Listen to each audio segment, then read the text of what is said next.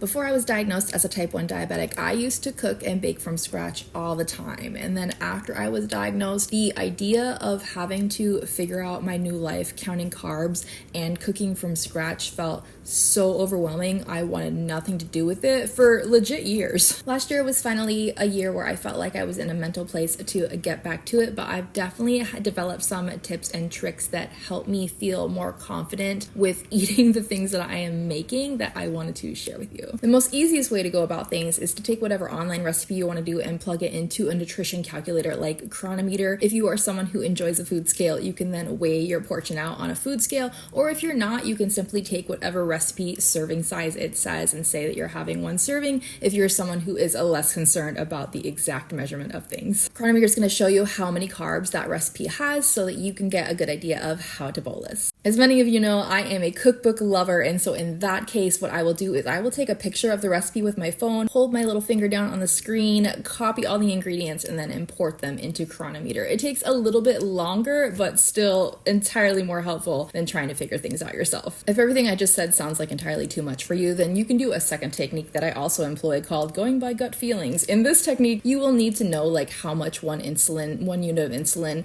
drops you, along with like insulin duration time is also important to know. This can be also especially helpful to know like when you're going out to eat, Thanksgiving. So I feel like both things kind of go hand in hand. If you spend a little bit of time weighing your food, being at home and knowing your carb counts, then that gives you the knowledge for when you can't do those things to look at a plate of food and kind of know at least a base starting point. And then you can also employ the gut feelings. They go hand in hand. Above all, don't be afraid. Experiment, watch the patterns, and feel confident in the kitchen. Or not. I don't always feel confident in the kitchen. I hope that's helpful. I wanted to share that today.